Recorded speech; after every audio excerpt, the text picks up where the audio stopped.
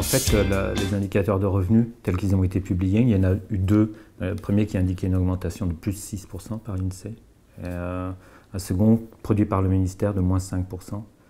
Alors, je pense que plus que le chiffre en soi, ce qui est très important de souligner, c'est l'instabilité des revenus, puisque donc là, grosso modo, on est aujourd'hui dans les comptes 2014, le revenu d'une exploitation, c'est 24 400 euros. En moyenne, en 2011, 12, 13, la moyenne c'est autour de 30 000 euros. Donc il y a des grosses variations de revenus. Et ce qui est une spécificité d'ailleurs pour les agriculteurs, c'est des secteurs d'activité où les entrepreneurs ou les chefs d'exploitation doivent faire face à une instabilité énorme, des revenus qui passent du simple au double, au triple, ou qui sont divisés par 2 ou 3. Pour donner des chiffres, on est pour les céréaliers, enfin pour les producteurs de coop, on est aujourd'hui autour de 10 000 euros, 11 000 euros de revenus. Il y a 2 ans, on était autour de 50 000 euros. Donc il faut pouvoir gérer ces variabilités énormes. Il ne faut pas prendre les chiffres au pied de la lettre. C'est pas la Bible. Quand on dit que ça a augmenté d'un certain niveau, la réalité elle est plus complexe, au point que 2 instituts statistiques montrent des choses différentes, sur la base d'une conjoncture qui est la même. Le revenu agricole il baisse pour plusieurs raisons, et en particulier sur la question de l'évolution des marchés mondiaux. La situation symptomatique, c'est les producteurs de porc qui ont dû faire face à l'embargo russe, qui les a pénalisés en termes d'exportation, la même chose pour les fruits et les légumes.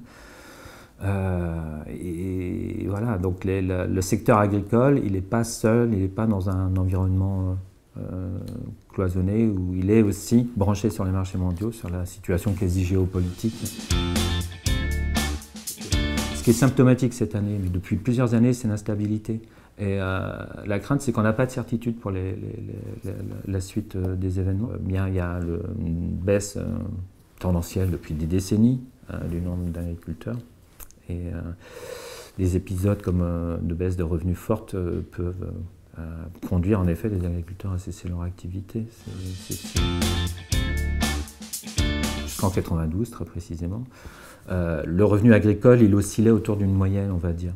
Il était stable avec des évolutions conjoncturelles pas trop fortes. Et puis en 92, donc, il y a cette réforme de la PAC qui qui oriente l'agriculture, qui connecte l'agriculture sur les marchés mondiaux en tout cas. Et là, on rentre vraiment dans l'instabilité. 92-98, c'est des augmentations de revenus très fortes. La viticulture, la demande mondiale en vin français, elle explose. Et puis après, au tournant des années 2000, ça s'arrête pour plein de raisons, et on s'oriente vers une baisse tendancielle. Et là, depuis 2005-2007, c'est vraiment le yo-yo. Ça coûte très cher pour les statistiques publiques de voir ce qui s'y passe. Alors qu'on sait que ça a un impact territorial très fort. Pour la dynamique des territoires, c'est important.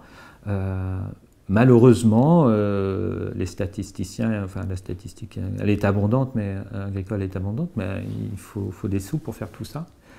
Et les sous s'orientent vers les enquêtes sur les exploitations qui font la production.